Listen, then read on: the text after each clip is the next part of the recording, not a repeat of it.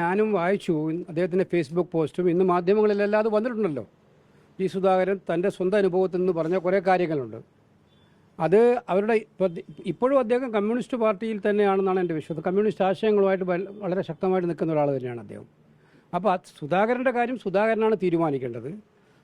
അദ്ദേഹം തീരുമാനിക്കുമ്പോഴാണ് അദ്ദേഹം അതുകൊണ്ട് എന്തെങ്കിലും തീരുമാനം എടുക്കുമ്പോഴാണ് ഞങ്ങളുടെ അഭിപ്രായം പറയേണ്ട അവസരം വന്നാൽ അവസരം പറയേണ്ടത്. ഇപ്പോൾ അത് വളരെ ഇമ്മച്യൂറായിട്ടുള്ള കാര്യമാണെന്ന് എനിക്ക് തോന്നുന്നത്. അതൊക്കെ സാങ്കല്പിക ചോദ്യങ്ങൾക്ക് എങ്ങനെ മറുപടി പറയാൻ പറ്റും? സാങ്കല്പികമാണല്ലോ. ആ സാങ്കല്പിക ചോദ്യങ്ങൾക്ക് മറുപടി പറയാൻ ഞാൻ ഉദ്ദേശിക്കുന്നില്ല. ഈ സുധാകരനും പാർട്ടിയും തമ്മിൽ അഭിപ്രായ വ്യത്യാസം ഉണ്ടെങ്കിൽ അത് അവരുടെ ആഭ്യന്തര കാര്യം നോക്കട്ടെ. നമുക്ക് കാത്തിരുന്ന് കാണാം എന്താണെന്നുള്ളത്.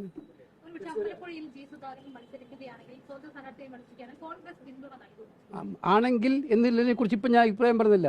ആണ് എന്നുള്ള കാര്യം വരട്ടെ, അപ്പോൾ നമുക്ക് തീരുമാനിക്കാം. ജി സുധാകരൻ വളരെ പക്വതയുള്ള മെച്യൂറായിട്ടുള്ള ഒരുപാട് അനുഭവ സമ്പത്തുള്ള രാഷ്ട്രീയ നേതാവാണ്. തീരുമാനങ്ങൾ എങ്ങനെ എടുക്കണം ഏതെടുക്കണം എന്നും അദ്ദേഹത്തിന് ആരും പഠിപ്പിക്കേണ്ട കാര്യമുണ്ടെന്ന് എനിക്ക് തോന്നുന്നില്ല.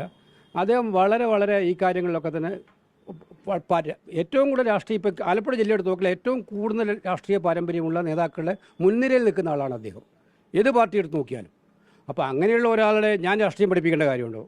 അദ്ദേഹം രാഷ്ട്രീയമായ തീരുമാനം എടുക്കുമ്പോൾ ആ തീരുമാനത്തിലൂടെ ഞങ്ങളുടെ പാർട്ടിയുടെ പ്രതികരണം എന്താണ്, ഞങ്ങളുടെ മുന്നോട്ട് പ്രതികരണം എന്താണെന്ന് ആ സമയത്ത് തീരുമാനിക്കേണ്ട കാര്യമാണ്.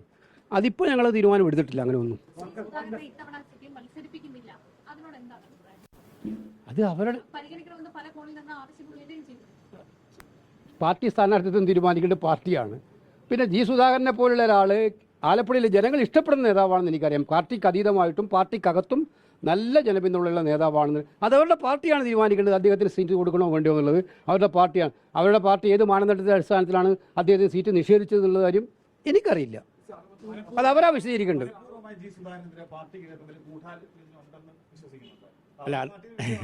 അല്ല ജി സുധാകരൻ്റെ ഫേസ്ബുക്ക് പോസ്റ്റിൽ കൃത്യമായി കുറേ കാര്യങ്ങൾ വന്നിട്ടുണ്ട്. അതിനകത്ത് അദ്ദേഹം പറയുന്ന കുറേ സങ്കടങ്ങളും പ്രയാസങ്ങളും ഒക്കെ ഉണ്ട്.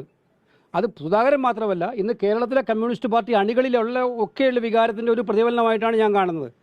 സാധാരണക്കാരായിട്ടുള്ള കമ്മ്യൂണിസ്റ്റ് പാർട്ടി പ്രവർത്തകർക്ക് ഒരുപാട് പേർക്ക് വേദനയും പ്രയാസവും ഉണ്ടാകുന്ന കാര്യങ്ങൾ വരാറുണ്ട്. പക്ഷേ ഇതൊക്കെ അവരുടെ പാർട്ടിയുടെ ആഭ്യന്തര കാര്യങ്ങളായതുകൊണ്ട് ഞങ്ങൾ കയറി അങ്ങോട്ട് ഇടപെടാൻ ഉദ്ദേശിക്കുന്നില്ല.